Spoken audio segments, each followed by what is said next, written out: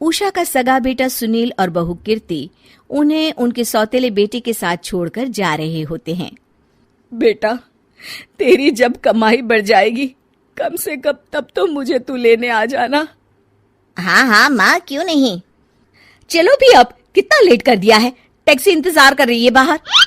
हाँ हाँ चलो। सुनील और कीर्ति चले जाते हैं और उषा उन्हें जाता हुआ देख उदास हो जाती है। तभी वहां निशा आ जाती है। अपनी सास को उदास देख निशा उनके पास जाती है। क्या हुआ मम्मी जी, आप तो बहुत सगा बेटा करती थी। आपके सगे बेटे ने तो आपको छोड़ दिया और चले गए अपनी अलग गृहस्थी बसाने। देख बहू, मेरे बेटे को कुछ भी कहने की जरूरत नहीं है। मुझे यकीन है कि जब उसकी तनख्वाह बढ़ जाएगी तो वो मुझे लेने जरूर आ जाएगा। हाँ, ये भी देख लेंगे कि वो लोग आपको वापस लेने आते हैं या नहीं। तब तक तो आप भी यहीं हो और मैं भी। उषा अपने बेटे के ना होने से बहुत ही उदास रहने लगती है। उन्होंने खाना खाना भी छोड़ दिया। सुनिए जी, मम्मी जी ने आज भी कुछ नहीं खाया। जब भी खाने के बारे में पूछती हूँ तो कह देती हैं भूख नहीं है और अपने कमरे में ही बैठी रहती हैं। ये सुनकर ऋषभ अपनी माँ के पास खाना लेकर जाता है। माँ, सुनील बेटा आ गया तू? ओह, तू है? माँ, मैं खाना लाया हूँ, खा लीजिए प्लीज। आप ऐसे भूखी रहेंगी तो बीमार पड़ जाएंगी। मुझे भूख नहीं है, ले जा तू खाना। ठीक है, फिर जब तक आप नहीं खाएंगी मैं भी नहीं जाने वाला यहाँ से।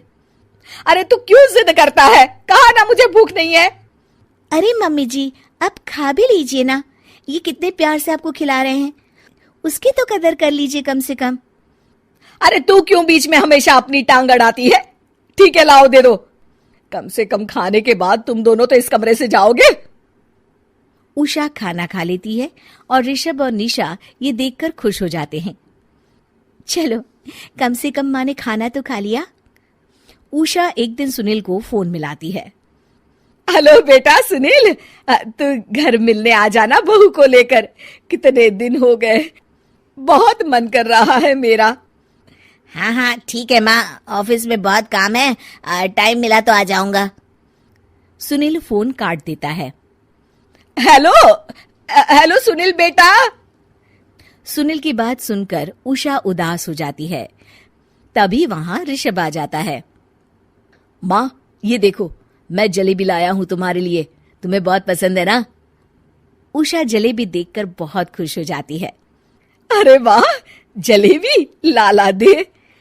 उषा जलेबियां खा रही होती है और ऋषभ अपने कमरे में चला जाता है। देखा मम्मी जी, आपका ये कितना ख्याल रखते हैं, और प्यार सगे और सौतेले से नहीं आका जा सकता। आपको उदास देखकर ये आपके लिए तुरंत जलेबी ले आए, यही तो प्यार होता है।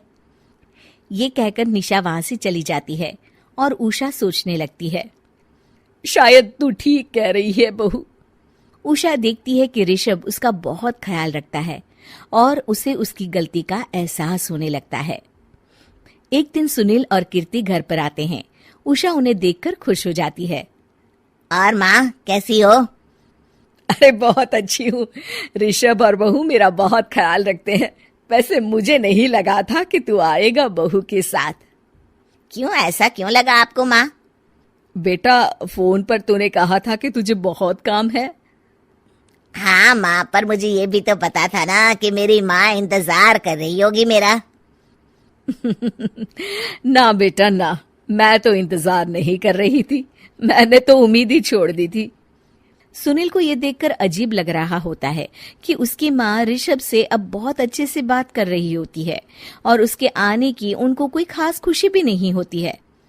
अपनी माँ का ध्यान न पाकर उसे थोड़ी सी जलन महसूस होती है। माँ, ये देखो मैं क्या लाया हूँ, साड़ी तुम्हारे लिए। हाँ बेटा, अच्छी है साड़ी तो। अच्छी है तो फिर आप आज इसे पहनो और फिर कहीं घूमने चले जाते हैं। बेटा, ऋषभ ने भी मुझे साड़ी दी थी, आज तो मैं वही पहनूंगी। तेरी दी हुई साड़ी फिर कभी पहन लूंगी। सुनील को अब बहुत ही ज्यादा जलन हो रही होती है। उसे समझ नहीं आता कि अपनी माँ का ध्यान फिर से कैसे वो अपनी तरफ खींचे। रात हो जाती है और उनके जाने का वक्त आ जाता है। माँ, चलो अपना सामान बांधो और हमारे साथ चलो। कीर्ति ये सुनकर चौंक जाती है।